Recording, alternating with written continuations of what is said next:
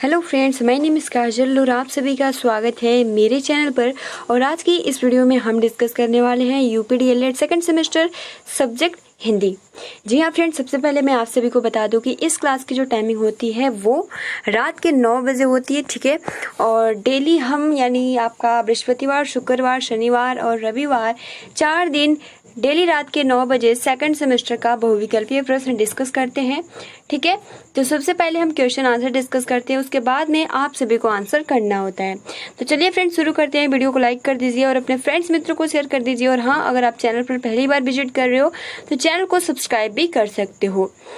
तो चलिए शुरू करते हैं, जिसमें सबसे पहला जो आपका प्रश्न है यानी 8वां की कहानी की विधियां मानी जाती है 3, 4, 1, 2। तो फ्रेंड देखिए, कहानी की विधियां जो मानी जाती है वो मानी जाती है यहाँ पे 4। Option number B is the right answer. 9वां आपका प्रश्न है कि आरंभिक अवस्था के बच्चों में कहानी शिक्षण की सर्वाधिक उपयुक्त विधि है चित्र विधि, वार्तालाप विधि, प्रश्नोत्तर विधि, कहानी कथन विधि। तो फ्रेंड्स, आरंभिक अवस्था के बच्चों में कहानी शिक्षण की सर्वाधिक उपयुक्त विधि है तो जाहिर सी बात है चित्र विधि। वो चित्र के माध्यम से बहुत ही आसानी के साथ किसी भी कहानी को पढ़ने में उनको बहुत ही आप कह सकते हो बहुत ही रुचि आती है। तो इसलिए यहाँ पर जो राइट आंसर हो जाएगा वो हो जाएगा चित्र विधि। Option number A is the right answer. 10 आपका प्रश्न है कि कहानी एक गमला है जिसमें एक ही पौधे का माधुर्य अपने समुन्नत रूप से दृष्टिगोचर होता है। यह कथन किसका है? जयशंकर प्रसाद का, प्रेमचंद का, रामचंद्र शुक्ल का, हजारी प्रसाद का। तो फ्रेंड्स, प्रेमचंद शुक्ल जी ने ये स्टेटमेंट दिया है कि कहानी एक गमला है जिसमें एक ही पौधे का माधुर्य अपने समुन्नत रूप में दृष्टिगोचर होता है। ये जो कथन है वो किसका है? तो प्रेमचंद जी का है। 11वां आपका प्रश्न है कि बच्चों की शिक्षा ग्रहण करने के मार्ग में बाधक होने वाले भाव है संकोच, झिझक, शर्मिला होना, उपयुक्त सभी। तो यहाँ पर ये सभी करेक्ट आंसर हो जाएगा, क्योंकि बच्चों की शिक्षा ग्रहण करने में कौन कौन से बाधक होने वाले भाव हैं? तो संकोच भी होता है। जैसे कि क्या होता है ना कि बहुत बार ऐसा होता है कि क्लासरूम होता है, ठीक है, उसमें शिक्षक पढ़ाते हैं या पढ़ाती हैं, तो बहुत सारे बच्चे ऐसे हैं जो बिना झिझक के उनसे सवाल पूछ लेते हैं। लेकिन कुछ ऐसे भी बच्चे होते हैं जिनको बहुत ज़्यादा डर होता है, संकोच होता है, शर्मीले टाइप के होते हैं, झिझक होता है, जिसके कारण वो अपना जो डाउट्स है जो जिसमें उनको समझ में नहीं आता है वो अपने टीचर के सामने नहीं रख पाते हैं। तो इसलिए उनके शिक्षा में ये सबसे बड़ा क्या है? कारण है, ठीक। उसके बाद देखिए, तो यहाँ पे 2 इज द राइट आंसर हो जाएगा। 12 आपका प्रश्न है कि शिक्षक बच्चों से नजदीकी प्राप्त कर सकते हैं परिवेशीय विषयों द्वारा, सामाजिक घटनाओं द्वारा, उनके अनुभव द्वारा, उपयुक्त सभी बातचीत करके। तो फ्रेंड्स, शिक्षक बच्चों से नजदीकी प्राप्त कर सकते हैं परिवेशीय विषयों द्वारा भी कर सकते हैं, सामाजिक घटनाओं के द्वारा भी कर सकते हैं, उनको उनके अनुभव के आधार पर भी कर सकते हैं। इसलिए उपयुक्त सभी इज द राइट आंसर, ठीक है। अगला जो आपका 13 नंबर प्रश्न है कि बालक के सुनने, बोलने, समझने तथा अभिव्यक्ति की दक्षता का विकास अधिक प्रभावी होगा यदि उनसे बातचीत होगी, यानी क्रियाकलाप, परिवेशीय, परिवार इत्यादि पर बातचीत, उपयुक्त सभी। तो फ्रेंड्स, यहाँ पे देखिए, यहाँ पे क्रियाकलाप भी हो जाएगा, परिवेश हो जाएगा, परिवार इत्यादि पर बातचीत, यानी बालक के सुनने, बोलने, समझने तथा अभिव्यक्ति की दक्षता का विकास अधिक प्रभावी होगा अगर उनसे बातचीत यानी क्रियाकलाप से संबंधित, परिवेश से संबंधित, परिवार इत्यादि से बातचीत होगी। तो इसलिए यहाँ पे तीनों ही करेक्ट आंसर हो जाएगा। Option number D is the right answer. 14 आपका प्रश्न है कि उच्चारण में सशक्त क्षमता होती है अभिव्यक्ति की, सुनने की, लिखने की, सभी को। तो फ्रेंड्स, उच्चारण में सशक्त क्षमता होती है, यहाँ पे हो जाएगा अभिव्यक्ति की। Option number a is the right answer. 15 आपका प्रश्न है कि दैनिक जीवन में महत्वपूर्ण स्थान है पद्य का, गद्य का, निबंध का, सभी का। तो दैनिक जीवन, क्योंकि जो हमारा दैनिक जीवन है वो एक कहानी की तरह ही होता है ना, तो दैनिक जीवन में महत्वपूर्ण स्थान है वो हो जाएगा गद्य का, ठीक है। Option number B is the right answer. 16 आपका प्रश्न है कि उच्चारण शिक्षण का उपयुक्त अवसर है प्राथमिक, माध्यमिक, स्नातक, तीनों। तो फ्रेंड्स, उच्चारण शिक्षण का उपयुक्त अवसर है, यहाँ पे हो जाएगा प्राथमिक। Option number a is the right answer. देखिए, बहुत ही उच्चारण शिक्षण का उपयुक्त अवसर है, यानी हम कौन से ऐसा कौन सा मतलब कि प्राथमिक माध्यमिक, तो हम प्राथमिक में ही किसी भी वर्ड को उच्चारण करते हैं कि किस प्रकार इसको बोला जाएगा, तो यहाँ पर ऑप्शन नंबर हो जाएगा प्राथमिक। ठीक है, अगला जो है 17 की कक्षा 1 से 3 में सहारा लिया जाता है अभिनय प्रणाली का, गीत प्रणाली का, अर्थबोध प्रणाली का, व्याख्या प्रणाली का। तो फ्रेंड कक्षा 1 से 3 में सहारा लिया जाता है गीत प्रणाली का। ठीक है, option number B is the right answer. उसके बाद देखिए 18 जो प्रश्न है कि कविता शिक्षण के लिए दोषपूर्ण प्रणाली है गीत प्रणाली, अर्थबोध प्रणाली, अभिनय प्रणाली, व्यास प्रणाली। तो फ्रेंड्स कविता शिक्षण के लिए दोषपूर्ण प्रणाली है, तो अर्थबोध जो प्रणाली है वो क्या है, दोषपूर्ण प्रणाली। किस शिक्षण के लिए, तो कविता शिक्षण के लिए। तो बहुत ही महत्वपूर्ण प्रश्न है, ऑप्शन यहाँ पे B is the right answer हो जाएगा। उसके बाद 19 की अगर हम बात करें तो किस प्रणाली से छात्रों में सक्रियता बनी रहती है, प्रश्नोत्तर प्रणाली, अभिनय प्रणाली, गीत प्रणाली, व्याख्या प्रणाली। तो फ्रेंड्स बहुत इजी क्वेश्चन है, यहाँ पे हो जाएगा किस में एक्टिव रहते हैं, क्योंकि जो शिक्षक होता है जब क्लासरूम में क्या अभिनय करता है तो बहुत सारे जो स्टूडेंट्स होते हैं वो क्या एक्टिव रहते हैं, या गीत प्रणाली होती है या फिर व्याख्या। तो आप तीनों ही देख सकते हो, लेकिन जो प्रश्नोत्तर प्रणाली होता है इसमें जो भी स्टूडेंट्स होते हैं वो बहुत ज्यादा एक्टिव रहते हैं, सक्रिय रहते हैं, इसलिए option number A is the right answer.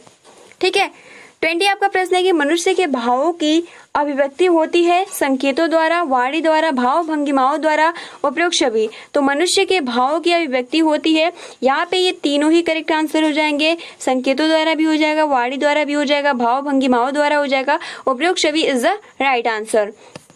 21 आपका प्रश्न है कि स्वतंत्र अभिव्यक्ति से बच्चों का कौन सा पक्ष मजबूत होता है, रचनात्मक, कलात्मक, सृजनात्मक, इनमें से कोई नहीं।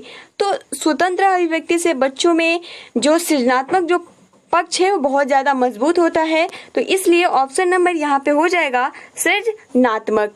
ठीक है, उसके बाद देखिए 22 आपका प्रश्न है कि मानव अपने भाव को ध्वन्यात्मक रूप से प्रकट करता है, उसे मौखिक अभिव्यक्ति कहते हैं। यह कथन है ज्ञान बिहारी लाल का, हरदेव बाहरी का, रायबर्न का, उपयोग छवि। तो मानव अपने भाव को ध्वन्यात्मक रूप से प्रकट करता है, उसे मौखिक अभिव्यक्ति कहते हैं। यह कथन किसका है, तो फ्रेंड्स यहाँ पे option number a is the right answer हो जाएगा, यानी ज्ञान बिहारी का। ठीक है, 23 आपका प्रश्न है कि मौखिक अभिव्यक्ति में नहीं आता वार्तालाप, भाषण, पत्र लेखन, कविता लेखन। तो फ्रेंड्स मौखिक अभिव्यक्ति में नहीं आता है, क्या नहीं आता है, यहाँ पे देखिए क्योंकि जब हम उसमें बोलते हैं तो देखिए यहाँ पे वार्तालाप, भाषण, पत्र लेखन, कविता लेखन। तो फ्रेंड्स आई थिंक ये पहले भी हमने क्वेश्चन डिस्कस किया था, है ना, सीरीज में, जब हम लोग पवन का गाइड से, ये आपका सीरीज है पवन सीरीज, और इसके पहले हमने पवन के गाइड से जो क्वेश्चन थे वो डिस्कस किए थे। तो फ्रेंड देखिए यहाँ पे कुछ गलत ऑप्शन दिया है कि मौखिक अभिव्यक्ति में नहीं आता, एक तो पत्र लेखन भी नहीं आता और कविता लेखन भी नहीं आता। तो ऑप्शन नंबर यहाँ पे D is the right answer हो जाएगा। ठीक है, क्योंकि हम मौखिक में केवल और केवल बोलते हैं ना कि लिखते हैं। उसके बाद देखिए तो हम लोग 23 जो क्वेश्चन है उसको स्किप करते हैं, आगे बढ़ते हैं 24 की ओर।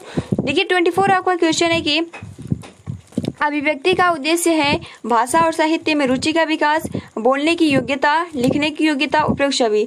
तो फ्रेंड्स अभिव्यक्ति का उद्देश्य है, यहाँ पे जो हो जाएगा तीनों ही हो जाएगा, भाषा और साहित्य की रुचि में विकास, बोलने की योग्यता, लिखने की योग्यता, उपयोग छवि इज द राइट आंसर। 25 प्रश्न है कि मौखिक अभिव्यक्ति की दो विशेषताएं हैं, शुद्ध उच्चारण, शुद्ध भाषा की अभिव्यक्ति, सशक्त भाषा, उपयोग छवि। तो फ्रेंड देखिए मौखिक अभिव्यक्ति की विशेषताएं हैं, यहाँ पे देखिए शुद्ध उच्चारण भी हो जाएगा, शुद्ध भाषा की अभिव्यक्ति भी हो जाएगा, सशक्त भाषा भी हो जाएगा, तो इसलिए उपयोग छवि इज द राइट आंसर। 25 का हो जाएगा डी।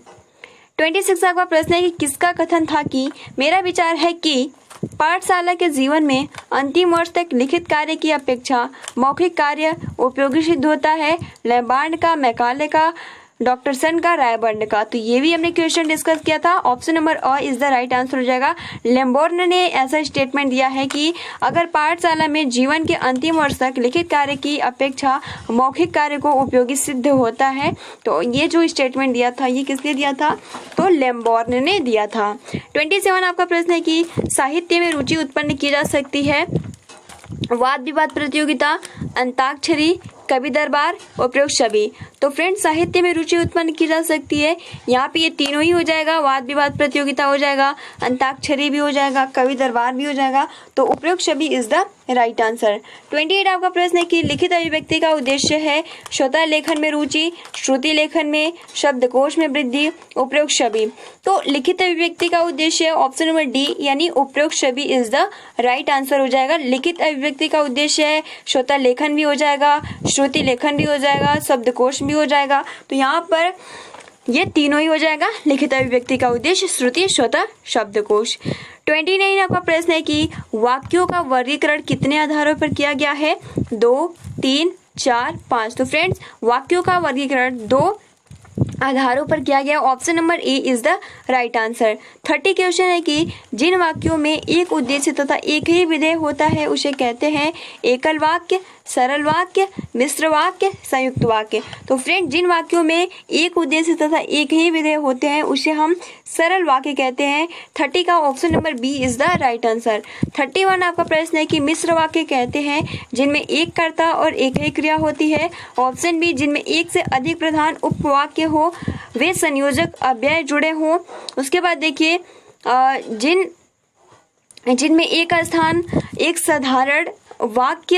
साधारण वाक्य तथा उसके अधीन दूसरा उपवाक्य हो और उपरोक्त में से कोई नहीं। तो फ्रेंड देखिए मिश्र वाक्य होते हैं ऑप्शन नंबर सी यानी जिनमें एक साधारण वाक्य तथा उसके अधीन दूसरा उपवाक्य हो। तो यहाँ पे option number C is the right answer हो जाएगा।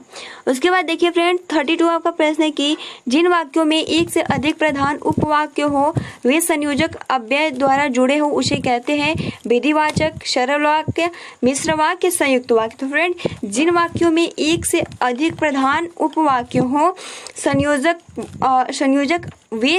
अव्यय द्वारा जुड़े हो उसे कहते हैं संयुक्त वाक्य। Option number D is the right answer. 33 आपका प्रश्न है कि जिन वाक्यों में किसी बात या कार्य न करने का बोध होता है उसे कहते हैं आज्ञावाचक, विस्मयवाचक, निषेधवाचक, संकेतवाचक। तो जिन वाक्यों से किसी बात या कार्य न करने का बोध होता है तो उसे हम कहते हैं निषेधवाचक। Option number C is the right answer. 34 प्रश्न है कि श्याम स्कूल जाओ वाक्य है विधिवाचक, निषेधवाचक, संकेतवाचक, आज्ञावाचक। तो 34 का जो आंसर हो जाएगा कि श्याम स्कूल जाओ वाक्य है ऑप्शन नंबर द यानी आज्ञा वाचक। तो बहुत ही महत्वपूर्ण 33 भी आपका महत्वपूर्ण था कि जिन वाक्यों में से किसी बात या कार्य न करने का बोध हो उसे हम क्या बोलते हैं निषेधवाचक। लेकिन 34 भी देखिए क्या बोला है कि श्याम स्कूल जाओ वाक्य है तो वो आज्ञावाचक है। 35 आपका क्वेश्चन है कि कितना सुंदर दृश्य है, वाक्य किस प्रकार का है, निषेधवाचक, विस्मयवाचक, इच्छावाचक, आज्ञावाचक। तो फ्रेंड देखिए यहाँ पे 35 का हो जाएगा ऑप्शन नंबर बी विस्मयवाचक।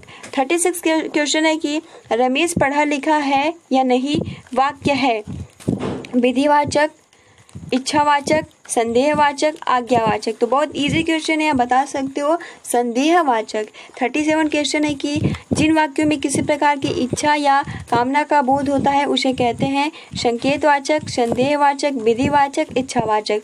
तो फ्रेंड्स देखिए जिन वाक्यों में किसी प्रकार की इच्छा या कामना का बोध होता है उसे कहते हैं इच्छावाचक। 38 आपका प्रश्न है कि आपका भविष्य उज्जवल है, वाक्य है इच्छावाचक, आज्ञावाचक, विधिवाचक, संकेतवाचक। क्योंकि इसमें इच्छा किया जा रहा है तो ऑप्शन ए हो जाएगा इच्छावाचक। 39 प्रश्न है कि जो पढ़ेगा वही उत्तीर्ण होगा, वाक्य है संदेहवाचक, संकेतवाचक, आज्ञावाचक, विधिवाचक। क्योंकि ये संकेत दिया जा रहा है कि जो पढ़ेगा वही उत्तीर्ण होगा तो ऑप्शन नंबर बी संकेतवाचक इज द राइट आंसर। 40 आपका प्रश्न है कि इनमें से मिश्र वाक्य कौन है। यौवन चरित्र निर्माण का समय है, जो लोग स्वयं स्वस्थ रहते हैं उन्हें वैद्य के पास नहीं जाना पड़ता है, करो या मरो उपयुक्त में से कोई नहीं। तो फ्रेंड्स इनमें से जो आपका करेक्ट आंसर हो जाएगा कि जो लोग स्वस्थ रहते हैं उन्हें वैद्य के पास नहीं जाना पड़ता है। तो ये क्या है, मिश्र वाक्य है। ठीक है, तो ये कुल 40 प्रश्न थे। ठीक है, अब चलिए हम और भी बहुत सारे क्वेश्चन है, चलिए हम अब मॉक टेस्ट की तरफ बढ़ते हैं जिसका तो चलिए फ्रेंड्स शुरू करते हैं। सबसे पहला जो आपका प्रश्न है और आप सभी को जो टाइमिंग दी जाएगी यानी जो सेकंड दी जाएगी वो सेकंड में दिया जाएगा यानी मात्र 3 सेकंड। तो चलिए फ्रेंड्स शुरू करते हैं जिसमें सबसे पहला जो आपका प्रश्न है कि कहानी की विधियाँ मानी जाती है 3, 4, 1, 2। तो कहानी की विधियाँ मानी जाती है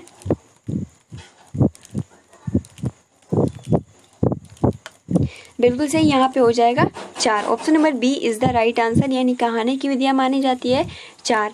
नवा आपका प्रश्न है कि आरंभिक अवस्था के बच्चों में कहानी शिक्षण सर्वाधिक उपयोगी है। चित्र विधि, वार्तालाप विधि, प्रश्नोत्तर विधि, कहानी कथन विधि। तो फ्रेंड्स क्या होगा?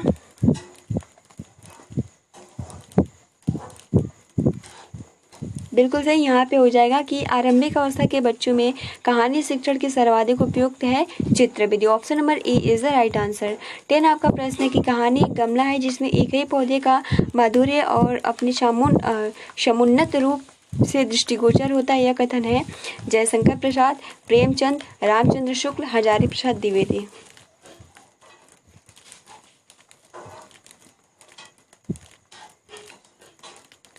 तो फ्रेंड्स यहाँ पे option number B is the right answer हो जाएगा, यानी प्रेमचंद जी ने ये स्टेटमेंट दिया है कि कहानी एक गमला है जिसमें एक ही पौधे का माधुर्य अपने समुन्नत रूप से दृष्टिगोचर होता है। यह जो कथन है वो प्रेमचंद का है। Option number B is the right answer.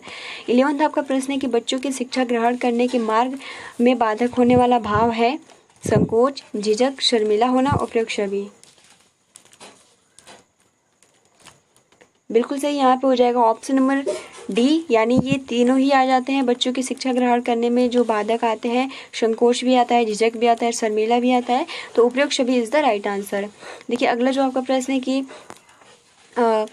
शिक्षक बच्चों से नज़दीकी प्राप्त कर सकते हैं परिवेशी विषयों द्वारा, सामाजिक घटनाओं द्वारा, उनके अनुभवों द्वारा, उपयुक्त छवि से बातचीत करके। तो बताइए फ्रेंड्स क्या होगा? तो फ्रेंड देखिए यहाँ पे उपयुक्त छवि से बातचीत करके D is the right answer हो जाएगा।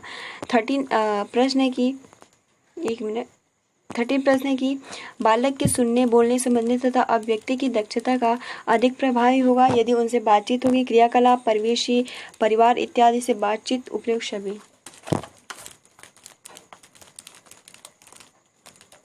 बिल्कुल सही, यहाँ पे हो जाएगा 13 का ऑप्शन नंबर डी, यानी बालक के सुनने, बोलने, समझने तथा अभिव्यक्ति की दक्षता अधिक प्रभावी होगा, यानी वो तीनों से क्रियाकलाप, परिवेश, परिवार इत्यादि से बातचीत होगी। तो option number D is the right answer. 14 प्रश्न है कि उच्चारण में सशक्त क्षमता होती है अभिव्यक्ति की, सुनने की, लिखने की, छवि की। तो उच्चारण में सशक्त क्षमता होती है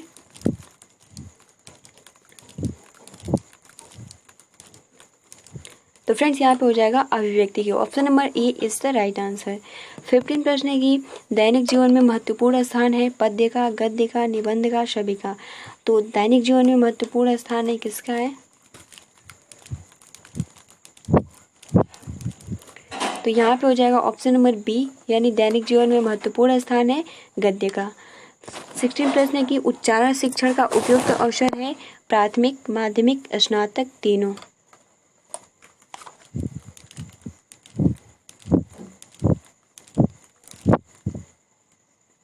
बिल्कुल से उच्चारण शिक्षण का उपयुक्त अवसर है प्राथमिक, ए इज द राइट आंसर। 17 प्रश्न है कि कक्षा 1 से 3 में सहारा लिया जाता है अभिनय प्रणाली, गीत प्रणाली, अर्थबोध प्रणाली, व्याख्या प्रणाली। तो कक्षा 1 से 3 में सहारा लिया जाता है किसका?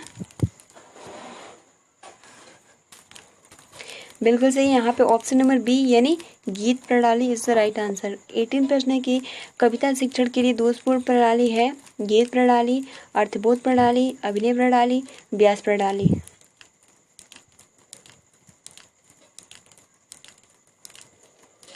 बिल्कुल सही, कविता शिक्षण के लिए दोषपूर्ण प्रणाली है ऑप्शन नंबर बी, यानी अर्थबोध प्रणाली। 19 आपका प्रश्न है कि किस प्रणाली से छात्रों में सक्रियता बनी रहती है? प्रश्नोत्तर प्रणाली, अभिनय प्रणाली, गीत प्रणाली, व्याख्या प्रणाली।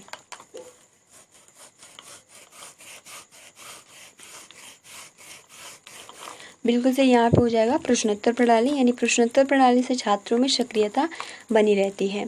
20 आपका प्रश्न है कि मनुष्य के भावों की अभिव्यक्ति होती है संकेतों द्वारा, वाणी द्वारा, भाव भंगिमाओं द्वारा, उपयुक्त छवि।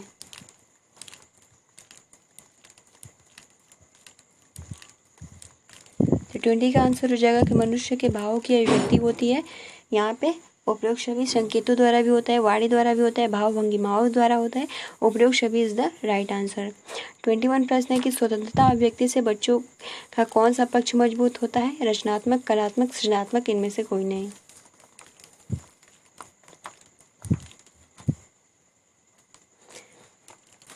बिल्कुल सही। यहाँ पे ऑप्शन नंबर सी यानी स्वतंत्र अभिव्यक्ति से बच्चों का कौन सा पक्ष मजबूत होता है, तो सृजनात्मक। Option number C is the right answer. उसके बाद देखिए, मानव अपने भाव को ध्वन्यात्मक रूप से प्रकट करता है, उसे मौखिक अभिव्यक्ति कहते हैं। यह कथन है ज्ञान बिहारी लाल का, हरिदेव पहाड़ी का, रायबर्न का उपयोग छवि।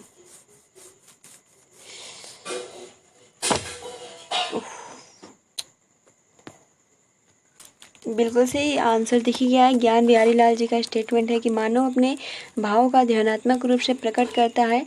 Option number A is the right answer, यानी उसे मौखिक अभिव्यक्ति कहते हैं। अगला आपका 23 क्वेश्चन है कि मौखिक अभिव्यक्ति में नहीं आता वार्तालाप, भाषण, पत्र लेखन, कविता लेखन। तो फ्रेंड्स ये सी और डी दोनों ही नहीं आता है, तो इसको स्किप करते हैं।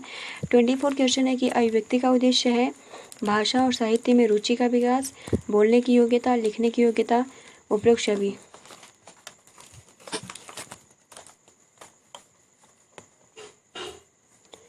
बिल्कुल सही, अभिव्यक्ति का उद्देश्य है यहाँ पे उपयोग छवि, यानी भाषा और साहित्य में रुचि का विकास, बोलने की योग्यता का, लिखने की योग्यता का। Option number D is the right answer. 25 का प्रश्न है कि मौखिक अभिव्यक्ति की विशेषताएं हैं शुद्ध उच्चारण, शुद्ध भाषा की अभिव्यक्ति, सशक्त भाषा, उपयोग छवि।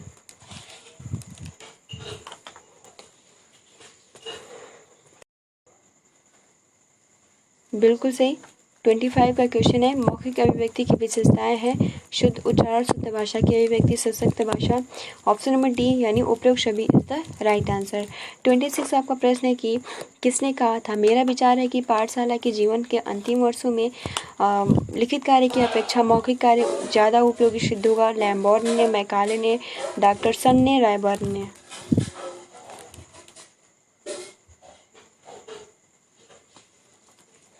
बिल्कुल सही, यहाँ पे हो जाएगा ऑप्शन नंबर ए, यानी लैम्बोर्न जी का स्टेटमेंट है कि मेरा विचार है कि यानी पाठशाला के जीवन के अंतिम वर्षों में लिखित कार्य की अपेक्षा मौखिक कार्य को अधिक मतलब उपयोगी माना जाए, यानी वो अच्छा सिद्ध होगा। तो option number A is the right answer. 27 आपका प्रश्न है कि साहित्य में रुचि उत्पन्न की जा सकती है वाद विवाद प्रतियोगिता के द्वारा, अंताक्षरी के द्वारा, कवि दरबार द्वारा, उपयोग छवि। तो फ्रेंड्स साहित्य में रुचि उत्पन्न की जा सकती है, क्या होगा,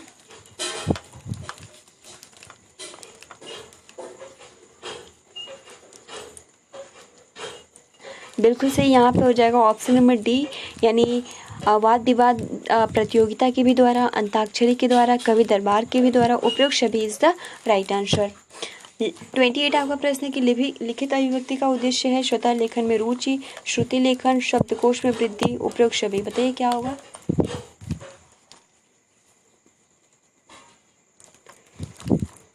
बिल्कुल सही, लिखित अभिव्यक्ति का उद्देश्य है ऑप्शन नंबर डी, स्वतः लेखन की रुचि, श्रुति लेखन की, शब्दकोश में वृद्धि, उपयोग छवि इज द राइट आंसर। ठीक है। 29 आपका क्वेश्चन है कि वाक्यों का वर्गीकरण कितने आधारों पर किया गया है, 2, 3, 4, 5।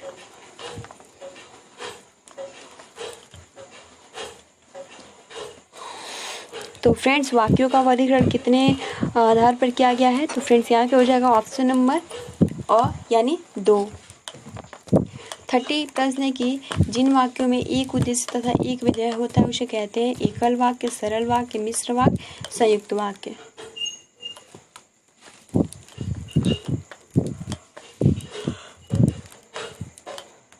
बिल्कुल सही, यहाँ पे यानी जिन वाक्यों में एक उद्देश्य तथा एक विधेय होते हैं उन्हें हम सरल वाक्य कहते हैं। Option number B is the right answer. 31 प्रश्न है कि मिश्र वाक्य कहते हैं जिनमें एक कर्ता और एक ही क्रिया होती है, जिनमें एक से अधिक प्रधान उपवाक्य हो, वे संयोजक अव्यय जुड़े हों, या फिर जिनमें एक साधारण वाक्य तथा उसके अधीन दूसरा उपवाक्य हो, उपयोग छवि। तो फ्रेंड्स क्या होगा, मिश्र वाक्य कहते हैं। आंसर देख गया ऑप्शन नंबर सी, यानी जिनमें एक साधारण वाक्य तथा उसके अधीन दूसरा उपवाक्य हो, तो option number C is the right answer. 32 आपका क्वेश्चन है कि जिन वाक्यों में एक से अधिक प्रधान उपवाक्य हो, वे संयोजक अपव्यय द्वारा जुड़े हो, उसे कहते हैं विधिवाचक, सरलवाचक, मिश्र वाक्य, संयुक्त वाक्य। तो जिन वाक्यों में एक से अधिक प्रधान उपवाक्य एवं संयोजक अव्यय जुड़े हों, ठीक है, उसे कहते हैं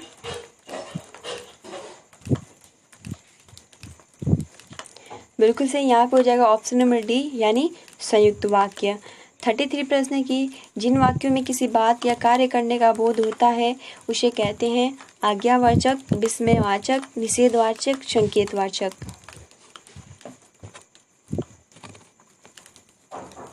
बिल्कुल सही फ्रेंड्स, यहाँ पे हो जाएगा जिन वाक्यों में किसी बात या कार्य न करने का बोध होता है उसे हम क्या बोलते हैं, निषेधवाचक। Option number C is the right answer. 34 आपका प्रश्न है कि श्याम स्कूल जाओ वाक्य है विधिवाचक, निषेधवाचक, संकेतवाचक, आज्ञावाचक। तो 34 का आंसर क्या होगा, बहुत इजी क्वेश्चन है, आप इसका आंसर बहुत ही इजीली तरीके से कर सकते हो। तो श्याम स्कूल जाओ में वाक्य है विधिवाचक, निषेधवाचक, संकेतवाचक, आज्ञावाचक। तो फ्रेंड्स आप देख सकते हो इसमें आज्ञा दिया जा रहा है, तो option number D is the right answer यानी आज्ञावाचक। 35 आपका प्रश्न है कि आह कितना सुंदर दृश्य है वाक्य किस प्रकार का है, निषेधवाचक, विस्मयवाचक, इच्छावाचक, आज्ञावाचक।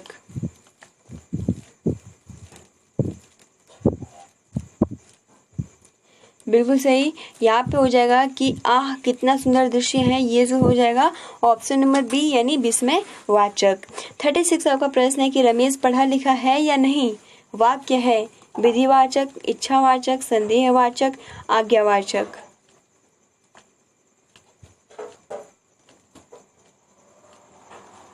तो फ्रेंड देखिए रमेश पढ़ा लिखा है या नहीं वाक्य है, यहाँ पे हो जाएगा क्योंकि संदेह है, कंफर्म नहीं है, हो सकता है वो पढ़ा भी हो और हो सकता है कि वो ना भी पढ़ा हो। तो ऑप्शन नंबर इसलिए सी इज द राइट आंसर यानी संदेहवाचक।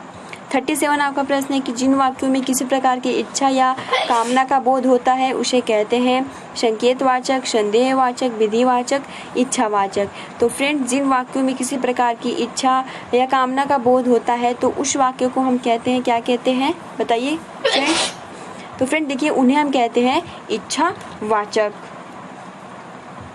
देखिए अगला जो आपका क्वेश्चन है कि 38 कि आपका भविष्य उज्जवल है, वाक्य है इच्छावाचक, आज्ञावाचक, विधिवाचक, संकेतवाचक। तो फ्रेंड्स ये भी इजी है क्योंकि इसमें भी क्या किया जा रहा है कि इच्छा ही किया जा रहा है ताकि जो आप सभी का, आई होप कि आप सभी का यानी जो भविष्य है वो उज्जवल हो। तो फ्रेंड देखिए यहाँ पर हो जाएगा कि इच्छा किया जा रहा है, तो इसलिए ऑप्शन नंबर जो हो जाएगा वो हो जाएगा ए आई, मतलब काश की जो मेरी इच्छा है वो पूरी हो क्योंकि आपका भविष्य जो हो वो क्या है, उज्जवल हो। तो देखिए फ्रेंड्स 39 आपका प्रश्न है कि जो पढ़ेगा वही उत्तीर्ण होगा, वाक्य है संदेहवाचक, संकेतवाचक, आज्ञावाचक, विधिवाचक।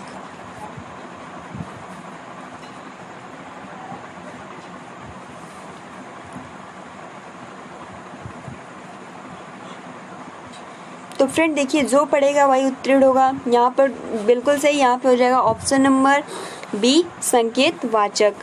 40 लास्ट क्वेश्चन है कि इनमें से मिश्र वाक्य है यौवन चरित्र निर्माण का समय है, जो लोग स्वयं स्वस्थ रहते हैं उन्हें वैद्य के पास नहीं जाना पड़ता, करो या मरो, उपयुक्त में से कोई नहीं।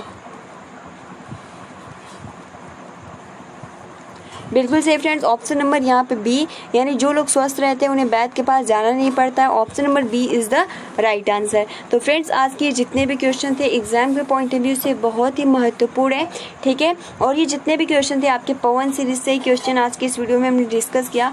तो फ्रेंड्स आज के लिए इतना ही, ठीक है। अगर अभी तक आपने वीडियो को लाइक नहीं किया है तो प्लीज़ गाइज लाइक कर सकते हो, और आपके फ्रेंड्स मित्र यूपीडीएलएड सेकंड सेमेस्टर में है तो आप प्लीज़ गाइज आप वीडियो भी जरूर शेयर करें। तो आज के लिए इतना ही, मिलते हैं 10 बजे वाली क्लास में। Thanks for watching, take care and best of luck.